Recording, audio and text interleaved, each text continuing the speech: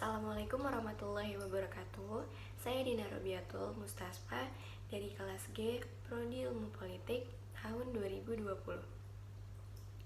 Pada kesempatan kali ini, saya akan membahas materi tentang kepemimpinan politik dalam partai politik.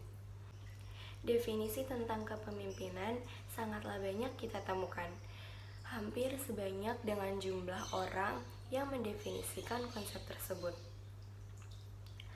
Menurut Henhill dan Collins menyatakan kepemimpinan adalah suatu perilaku dari seorang individu yang memimpin aktivitas atau kelompok ke suatu tujuan yang ingin dicapainya secara bersama-sama. Adapun menurut Rauch dan Ben Hill menyatakan kepemimpinan merupakan proses mempengaruhi aktivitas-aktivitas suatu kelompok yang diorganisasikan ke arah pencapaian tujuan. Menurut Reynold Casali dalam bukunya yang berjudul Record Your Change DNA, membebaskan belenggu-belenggu untuk berani meraih keberanian dan keberhasilan dalam pembaharuan. Di dalam bukunya ini menyatakan bahwa pemimpin bukan anak buah. Ialah yang bertanggung jawab dalam situasi yang sulit. Dia bukan sekedar pemangku jabatan, melainkan seseorang yang menimbulkan gerakan dengan kekuatan pengaruhnya. Maka di zaman yang sulit, namanya bisa menjelma seperti motivator, coach, penerjemah, guru, jenderal, ataupun ulama.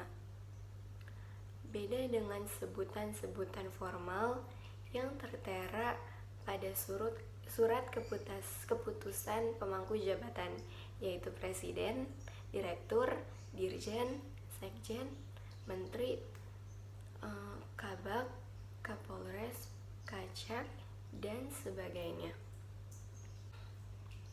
Bagaimana dengan aspek kepemimpinan yang terjadi pada partai politik di Indonesia? Sejarah partai politik di Indonesia diawali dengan pengumuman Wakil Presiden Hatta pada tanggal 3 November 1946 tentang seruan untuk mendirikan partai politik.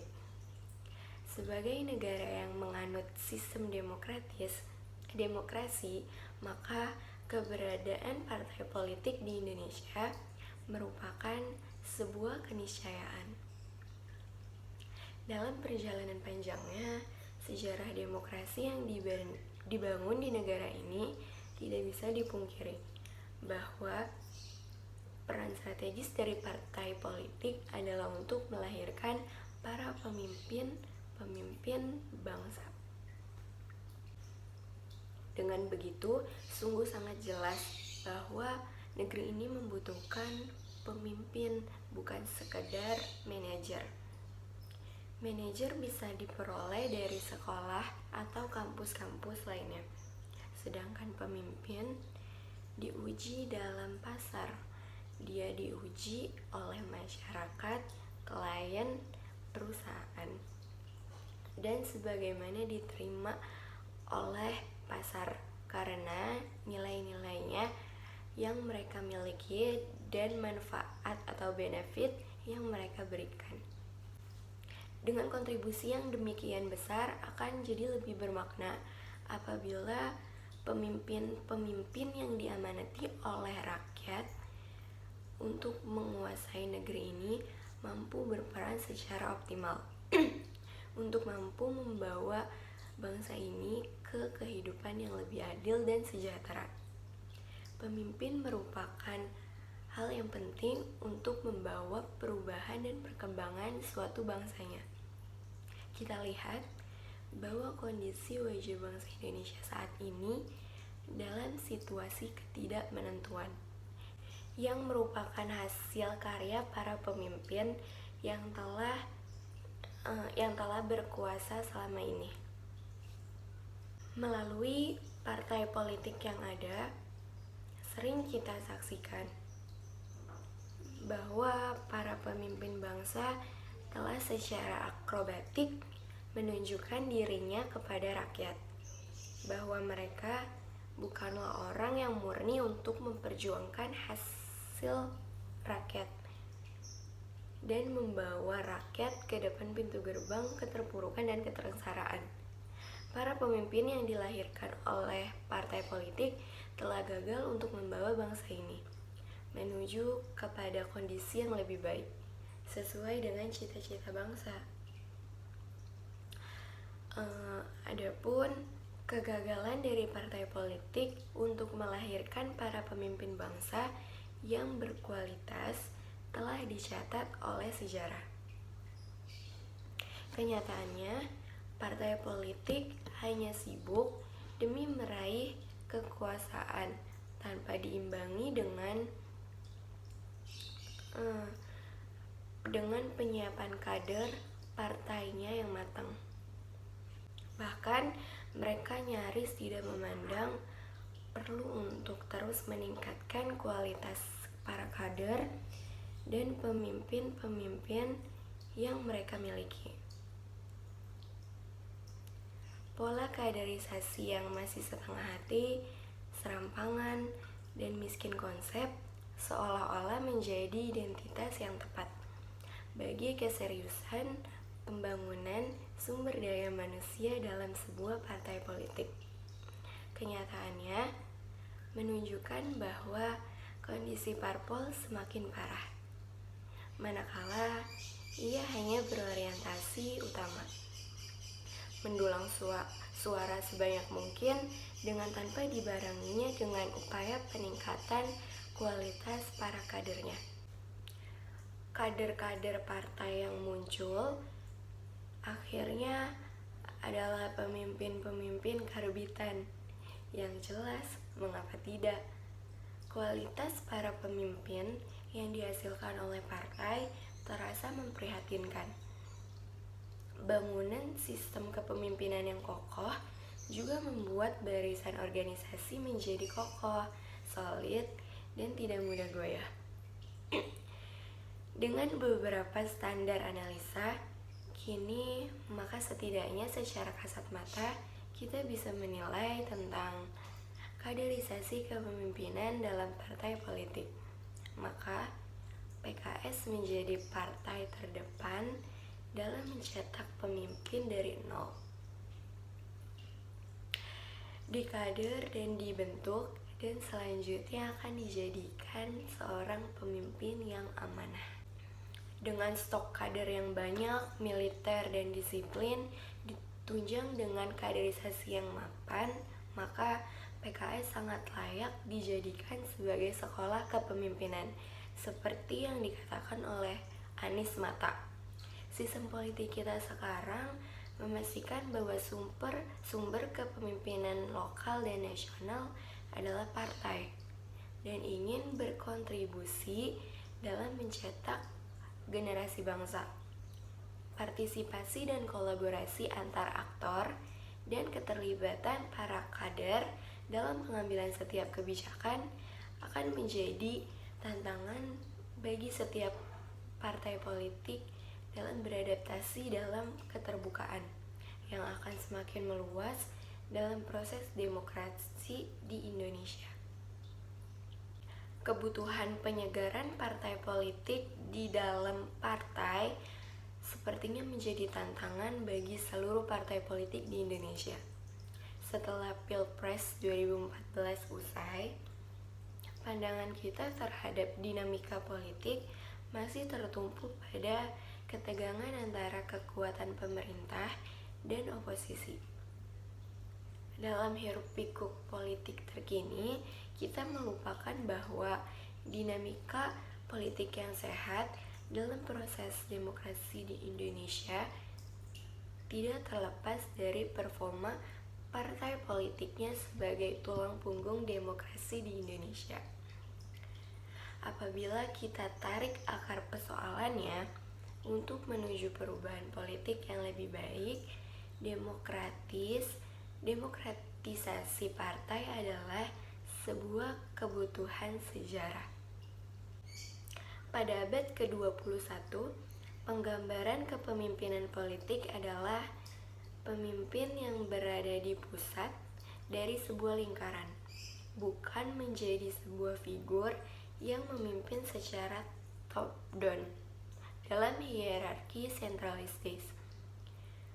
Program kepemimpinan hierarkis sentralistis salah satunya berakar pada tidak berjalannya regenerasi kepemimpinan di internal partai politik tersebut, dan sebaliknya, kepemimpinan yang setara, partisipatoris, dan demokratis hanya dapat dibangun ketika proses regenerasi kepemimpinan partai berjalan dengan baik, dengan tradisi pergantian kepemimpinan yang damai dan terkelola. Hal ini mengingat bahwa partai yang responsif dan adaptif terhadap tantangan demokrasi adalah partai yang berhasil memainkan dinamika dari persoalan internal partai tersebut. Terkait solusi praktis terhadap penyegaran kepemimpinan partai politik di Indonesia, ada beberapa hal yang patut dipertimbangkan. Pertama, salah satu peran dari partai politik adalah melakukan rekrutmen kepemimpinan. Partai memiliki peran menyiapkan kader-kader terbaiknya menjadi kandidat pemimpin dalam jabatan-jabatan praktik. Sehubungan dengan tugas ini, maka prinsip patriotoris atau gotong royong sudah saatnya diperkenalkan dalam partai untuk memilih kandidat pemimpinnya. Dorongan demokratisasi partai sudah semestinya juga terkait dengan hadirnya inovasi kelembagaan dari setiap partai politik untuk mengelola aspirasi dan kebutuhan konstituen maupun masyarakat sipil. Hal ini juga terkait dengan peran fundamental dari keberadaan partai politik adalah memberikan rujukan bagi social policy dalam kehidupan bernegara. Problemnya, tawaran-tawaran kebijakan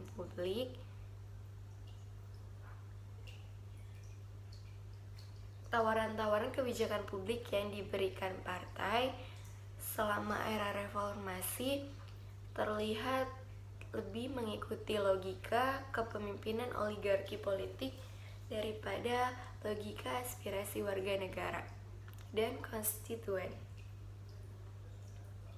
Salah satu langkah yang patut dipertimbangkan adalah melembagakan kerja-kerja riset intelektual dalam partai untuk memformulasi kebijakan yang akan ditawarkan dalam proses-proses politik.